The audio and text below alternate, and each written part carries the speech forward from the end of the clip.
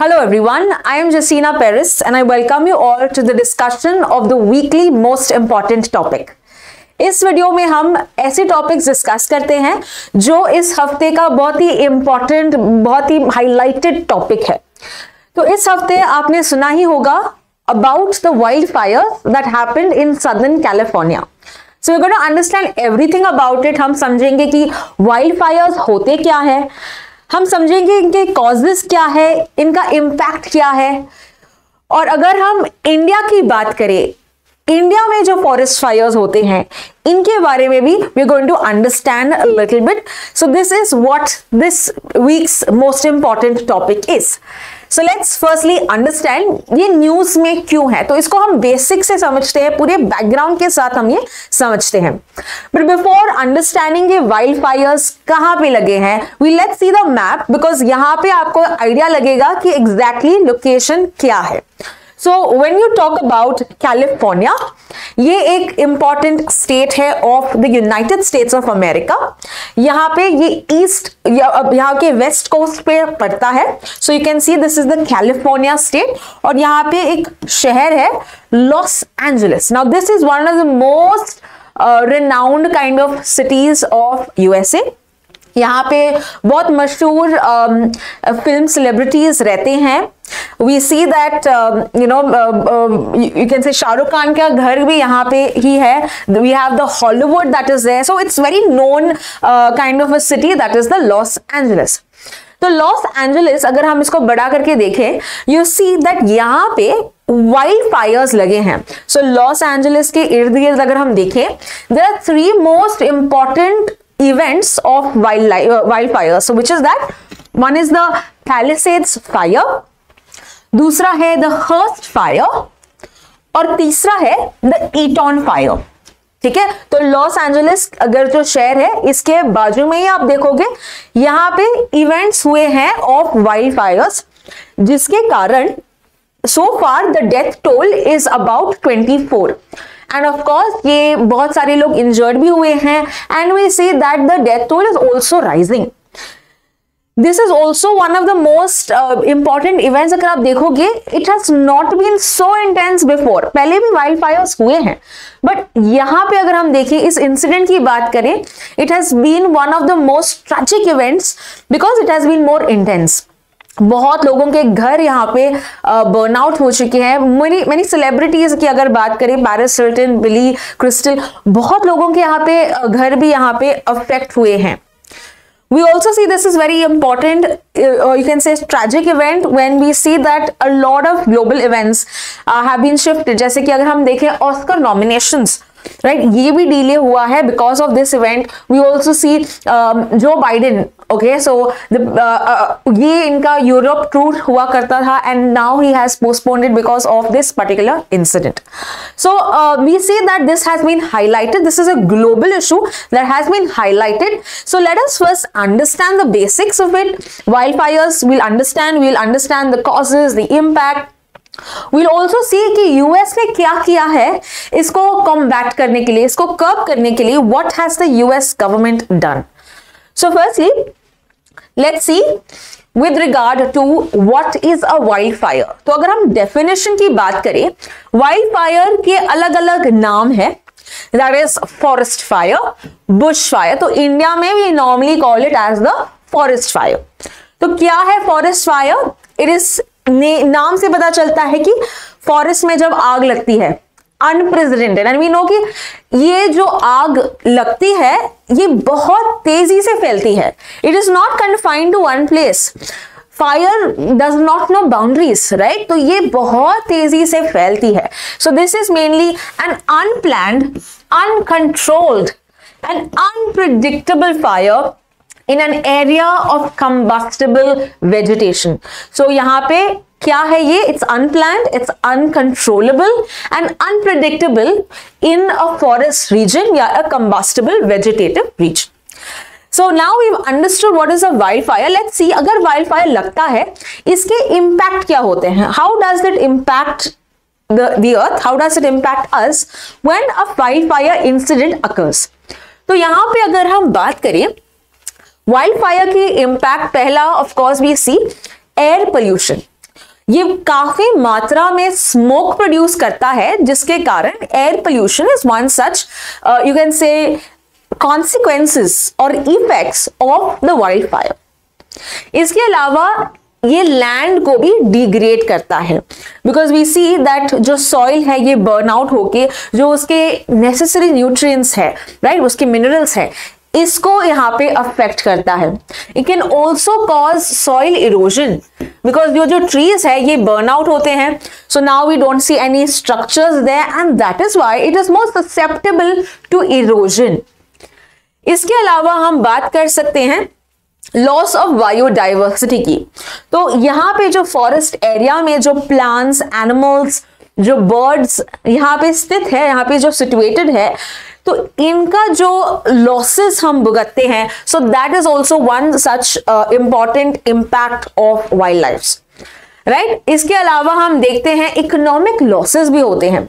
Now trees, if you talk about vegetation में, we talk about, ये हमको बहुत सारे सर्विसेज प्रोवाइड करते हैं, right? So many people are also dependent on these forest regions, right? We talk about timber की बात करें, fuel woods की बात करें, bamboo की बात करें, a lot of these products are given to us by the forest.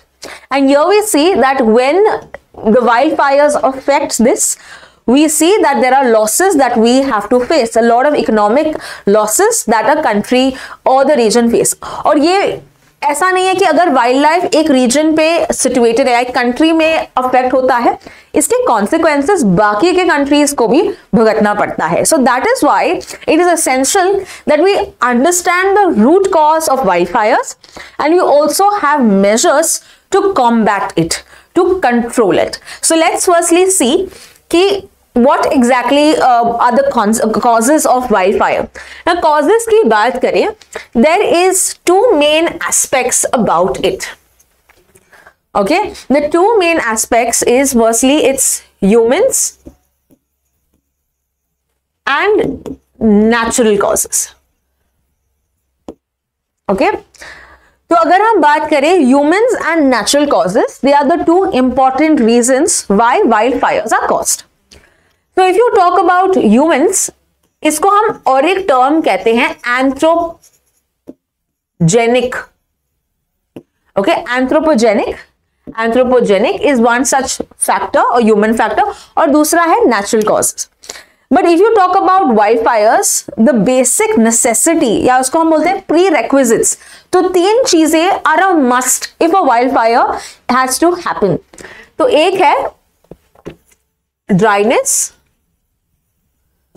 Okay, सो यहां पे मॉइस्चर नहीं होना चाहिए, एकदम ड्राई सिचुएशन होना चाहिए। वी टॉक अबाउट ऑक्सीजन, तो oxygen for the flame to catch up, right, and we have excessive heat. तीन चीजें आर अ मस्ट, ओके, इसके बिना वाइल्ड फायर्स हो ही नहीं सकता। तो क्या क्या है तीन चीजें that has to be there if a wild fire occurs? Firstly temperature उसका काफी ज्यादा होना चाहिए, बहुत ही हाई टेम्परेचर होना चाहिए। इसके अलावा ड्राइनेस, यहाँ पे मॉइस्ट रीजन्स कंडीशंस नहीं होनी चाहिए, ड्राई कंडीशंस होनी चाहिए। एंड थर्डली ऑक्सीजन की अवेलेबिलिटी, जिसके कारण ये फ्यूल, ये फ्लेम्स क्रिएट करने में मदद करता है। तो ये तीन चीजें अगर हो, then it could be either human or natural causes that can start a wildfire. So let's first see the human anthropogenic reasons for creating a wildfire. तो जैसे कि अगर हम बात करें, बहुत आपने सुना होगा, बहुत टाइम मूवीज में देखा होगा campfires, right? Campfires is a very common way of starting a fire right in the middle of the forest. Tents vents लगाते हैं, कैंपिंग करते हैं। तो कैंप फायर्स अगर स्टार्ट करते हैं, maybe one such event that happens where it actually can affect the whole forest. इसके अलावा अगर हम देखें smoking, okay, if you are smoking in the forest, जो अनलाइटेड जो सिगरेट बट्स होते हैं, अगर वो बुझे नहीं गए, they are not put out well, they can actually be a cause for that fire to come in. ठीक है, so smoking, you can say camping, you see a lot of human activities like agriculture. अभी agriculture कैसे forest fire start कर सकते हैं? Now there is this technique called as slash and burn technique. Slash and burn technique, ठीक है। तो slash and burn cultivation mainly performed in India, अगर आप बात करें it's in the north east reason में ये स्लैश एंड बर्न कल्टिवेशन होता है, जहां पे ये जो ह्यूज एरियाज ऑफ लैंड को बर्न करते हैं, right, so that it increases the nutrients of the soil. So they believe that nutrients और सब बढ़ाने के लिए this is from technique that the tribals specially in the north east region use it. सो ये जो you can say the incidents है जहां पे humans are actually starting the fire, that is one such major cause when you talk about wildfire क्यों होते हैं। इसके अलावा अगर हम बात करें, there are natural causes, okay? Now what are these natural causes? I have listed down some of them. So first thing, lightning and strikes, lightning strikes. So जैसे कि जब तेज lightnings होते हैं, lightning होता है और ये जब strike करता है mainly पावर केबल को या एक एक रीजन को, तभी ये स्पार्क क्रिएट करता है और ये स्पार्क काफी है एक वाइल्ड फायर स्टार्ट करने में। So the spark that is created by the lightning is one such natural cause. ये ह्यूमंस ने नहीं किया, ये नेचर से होता है। इसके अलावा volcanic eruptions. What are volcanic eruptions? So जैसे कि हमको पता है कि धरती के अंदर जो मैग्मा होता है, राइट, वो जब ऊपर आता है it is called as lava, right? This lava, when it comes on the earth, it spreads in the near regions, in the near and far regions, and that can of course lead to you can say a fire in the nearby forest region. So volcanic eruptions is also one such cause caused by natural causes for creating a wildfire. Then we have climate change. What is climate change? So जब temperature हमको पता है it has been different in terms of the recent times. जैसे हमने कहा है कि ये जो इंसिडेंट हुआ है wild fires in California, we see that ये पहले भी होते हैं, वाइल्ड फायर्स होते हैं, but this has not been in the season that we expected. जैसे कि वाइल्ड फायर्स की बात करें, ये लेट स्प्रिंग के टाइम पे स्टार्ट होता है, यानी कि you expected in the month of June, July, August, you expected during that time in California, right. But अभी जनवरी में अगर वाइल्ड फायर्स होते हैं, so that has of course alarmed many people. So this is what the reason और you can से the outcome of climate change. Because हम देखते हैं इरेटिक वेदर इवेंट्स होते हैं, कभी भी बारिश होती है, कभी भी जो ठंडी का मौसम है लेट होता है या बहुत ही इंटेंस होता है। So a lot of these changes that we see today has to go because of the climate change, right? Climate change is one major reason for these erratic events. And finally, the Santa Ana winds. This has been the most commonly stated reason कि क्यों यहाँ पे wild Fyers हुए हैं, the Santa Ana winds. तो अभी हम Santa Ana winds को डिटेल में समझते हैं एग्जैक्टली क्या होता है। we'll understand in the form of a map, we'll understand what exactly and how these winds impact. So these firstly we saw what are the various causes of wildfires। और USA की बात करें, US की authorities अभी ने confirm नहीं किया है एग्जैक्टली कि what is the major reason why this particular incident has happened, but mostly they are confining it to Santa Ana winds, climate change, and also because of the dry conditions of Los Angeles। जैसे कि वो कहते हैं जो पिछले years थे it was very cool wet season हुआ करते थे, बट अभी जो सीजन है ये बहुत ड्राई हुआ है। I told you dry season is one such prerequisite for having a wild fire.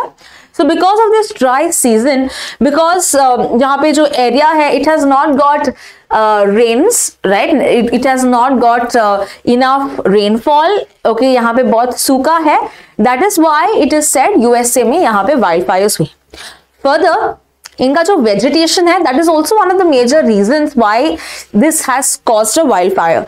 It is called as the chaparral biome, इसको हम चैपरल बायोम कहते हैं. What is chaparral biome?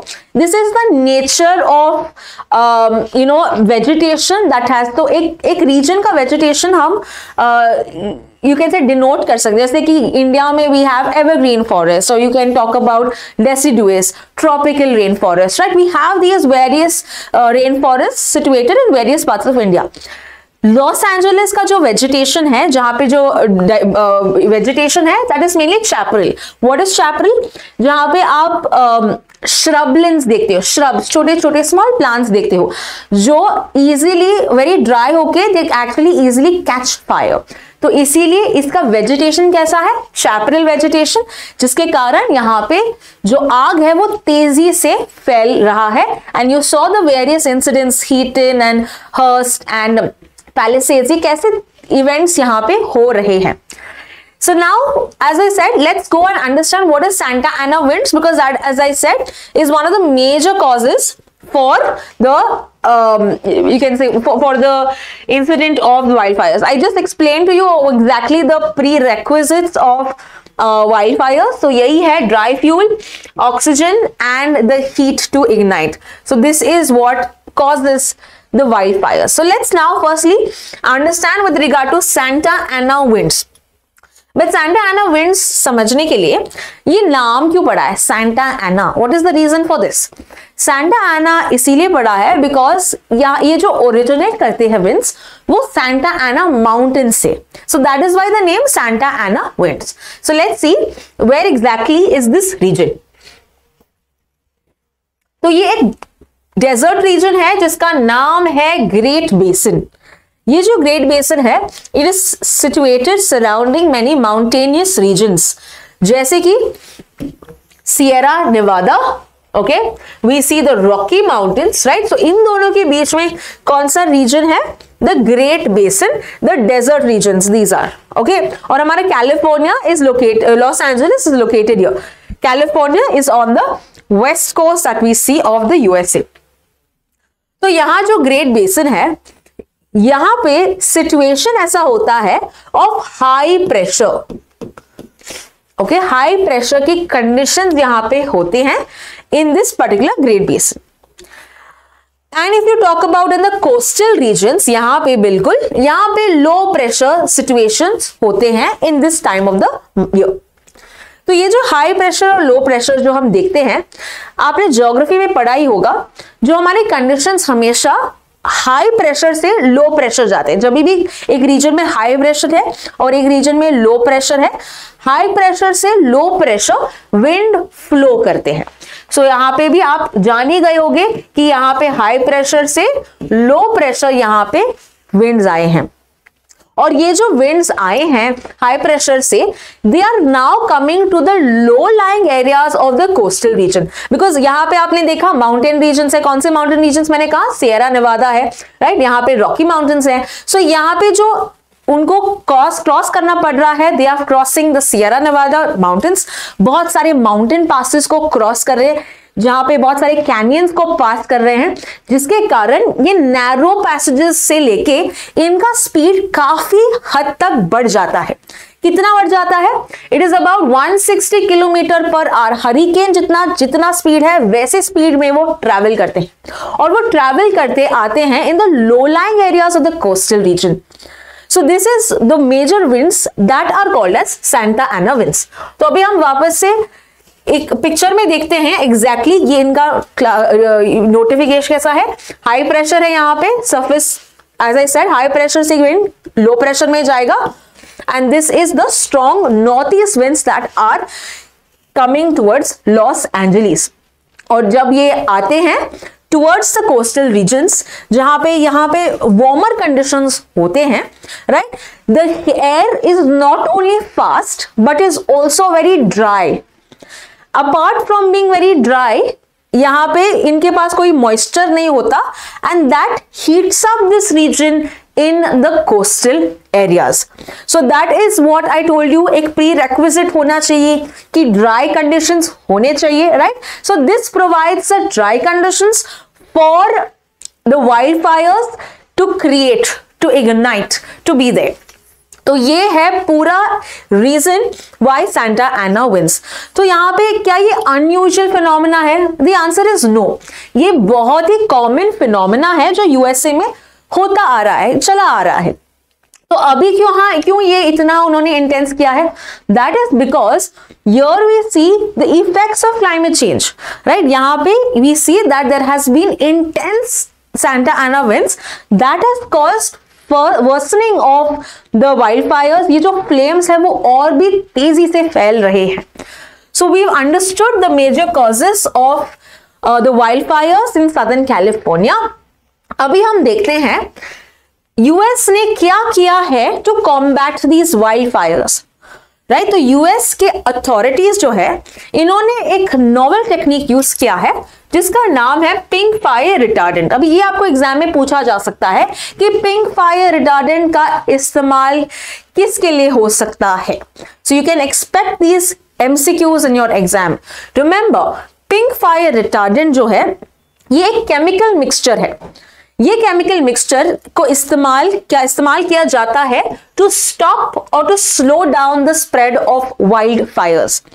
तो जो फॉरेस्ट फायर्स है उसको रोकने के लिए या इसको स्लो करने के लिए इसका इस्तेमाल किया जाता है।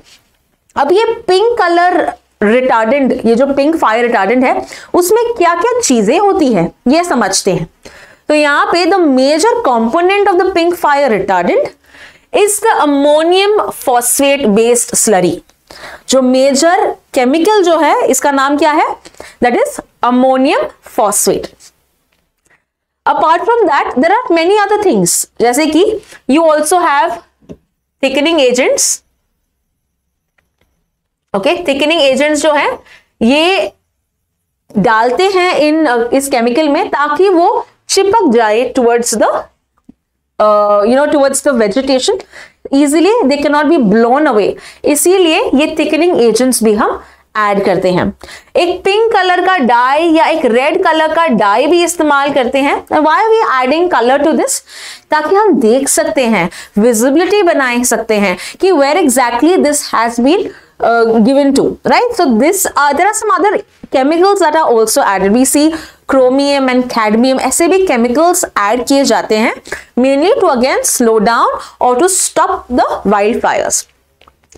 Now if you see ये इसको कैसे हम use करते हैं, they are mainly dropped down by airplanes। ठीक है, एयरप्लेन से इसको लगाते हैं या you have the authorities coming in depending on what is the situation।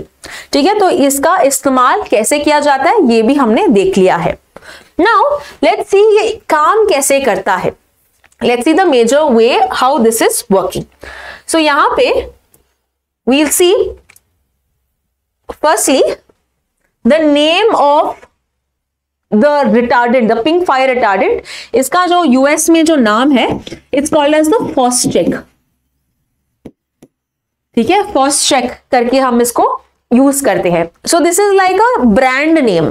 जैसे कि आप कहते हो कि आपको फोटोकॉपी लेना है, राइट, आपको फोटोकॉपी लेना है, बट आप यूजुअली वर्ड यूज करते हैं जेरोक्स। इसका जेरोक्स कर दो। जेरोक्स तो कंपनी का नाम है, right. Photocopy is where you are actually taking print outs. तो वैसे ही Phosgene ये ब्रांड नेम है पिंक फायर रिटार्डेंट्स के। तो इसमें बहुत सारे दूसरे रिटार्डेंट्स होंगे। This is the most common one that is used in the USA. तो Phosgene जो है यहाँ पे जो major chemical again is ammonium phosphate. इसका स्लरी यूज किया जाता है। और ये कैसे काम करता है? दिस इज बेसिकली इंश्योरिंग कि जो प्लांट्स में एक मटेरियल होता है जिसका नाम है सेल्यूलोज। ठीक है, तो सेल्यूलोज जो मटेरियल है ये Phosgene के साथ मिलके it creates a non flammable carbon ताकि वो बर्न ना हो, इसीलिए this creates a non flammable carbon. Secondly यहां पे ये प्लांट्स के साथ मिलके it depletes the availability of oxygen. हमको पता है कि plants give out oxygen, they take in carbon dioxide. तो जब ये Phosgene मिलता है प्लांट से, they try to deplete the oxygen available and we know oxygen is a very important factor ताकि burning हो। तो ये O2 को ही रोक लेता है, डिप्लीट करता है। ठीक है, so this is the way how PhosChek works. Further, why is Foscheck or pink fire retardant more useful than water? जैसे अगर आग लगती है, हमारा फर्स्ट लाइन ऑफ थिंकिंग होता है कि पानी फेंको, राइट? तो यहाँ पे पानी के हिसाब से why are we taking this in exchange of water? Why not use water? Because ये जो Foscheck है, अगर हम बात करें, ये जो पानी इजीली एवेपोरेट होता है, राइट? हीट की वजह से पानी इजीली एवेपोरेट होता है, इसीलिए it can again catch fire. With this pink fire retardant ये स्टिक करता है towards the plants and even after many days, even weeks, ये इवेपोरेट इजीली नहीं होता, right? So that is why it is better than water in terms of putting out wildfires. So we've understood कि इसके बहुत अच्छे फायदे हैं, but of course we have to also say the other side कि इसके कुछ concerns भी होंगे. Yes, definitely इसके concerns हैं, तो देखते हैं क्या क्या problems हैं if we use pink fire retardants. So the concerns, आप यहाँ पे एक फोटो देख सकते हो, see how pink this area is to show कि actual में ये pink fire retardant जो pink dyes है, you can understand where it has been and this is how they are trying to curb it. और आप यहाँ के wetlands, ये जो vegetation है, ये भी देख सकते हो, it is more of dry shrubs, dry trees, and that is why it is more susceptible to catch fire. तो बात कर रहे हैं हम कि ये पिंक डाइज जो हैं, ये कार्सिनोजेनिक है. कार्सिनोजेनिक बिकॉज मैंने कहा कि ये केमिकल का मिक्सचर है. अमोनियम फॉस्फेट के अलावा यहाँ पे मिनरल्स हैं या मेटल यूज करते हैं, क्रोमियम के, कैडमियम के, which of course is carcinogenic, यानी कैंसर कॉजिंग है ये. ठीक है, so in the long run this may not be a good option. Further, ये एनवायरनमेंट को भी डैमेज करते हो. आप देख सकते हो कि यहाँ पे कितने भारी मात्रा में इसका इस्तेमाल हुआ है, and this is not a small region, this is size of maybe 10 football fields all together. इतने बड़े रीजन में आप जब ये केमिकल डाल रहे हो, ये एनवायरनमेंट के लिए कितना अच्छा होगा. How is going to affect the plants and animals, right? So that is also a problematic aspect to the fire retardants. And finally, aquatic life. ये जब फ्लो आउट होंगे, it is going to join the main streams, पानी में मिल जाएंगे. तो पानी में जो फिश है, जो एक्वेटिक लाइफ है, इसको भी ये अफेक्ट करेंगे, राइट? सो इसका जो रिसर्च है, ये हमको ये बताता है कि yes, although this has been very useful in putting out wildfires, this has also some problems when it comes to health of humans as well as species. So this is the concern कि अगर हम बात करें over fire retardants. Now let's come back to India.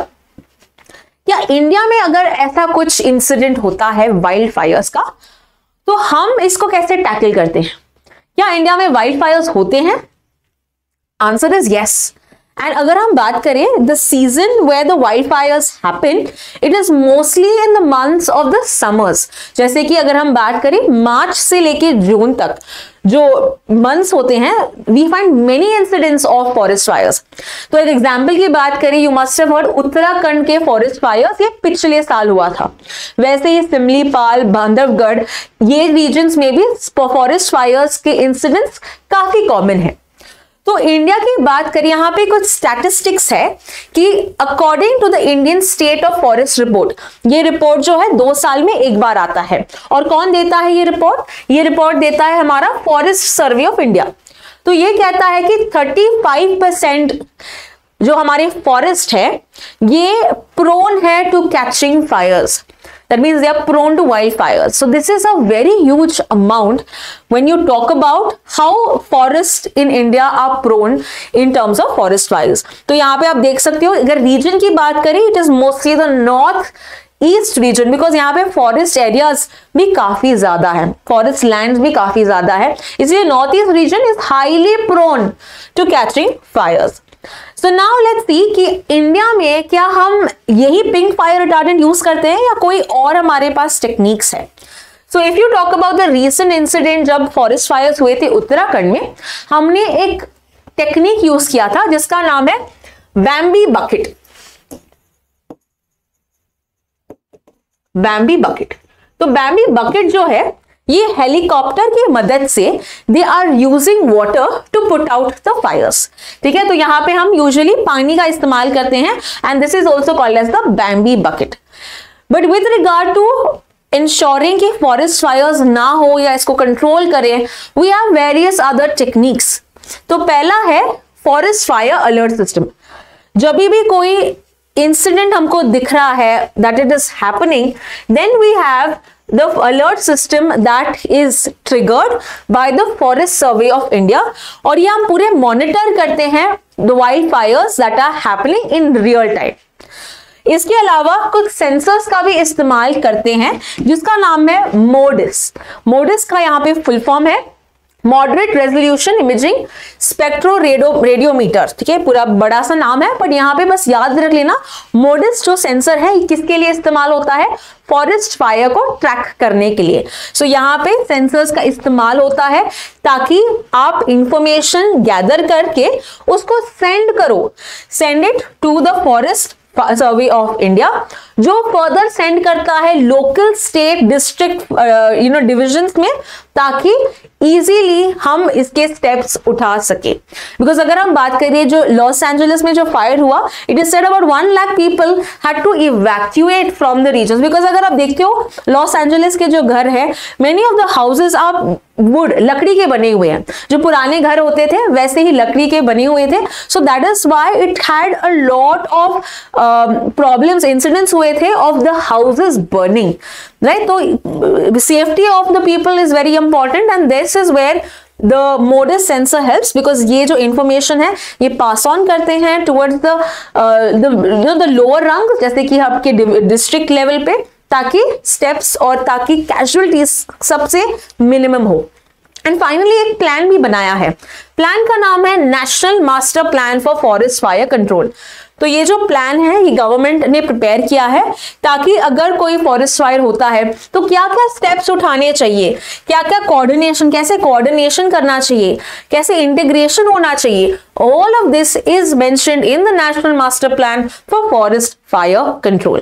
So this is with regard to today's discussion of the most weekly important topic, but not before I discuss the questions. तो मैं आपको कुछ questions पूछ रही हूँ based on today's topic and I want you to answer that in the chat box या the comment section. So what is the question of the week? The question of the week is, which is the most widely used brand name of the fire retardant that is used in the USA?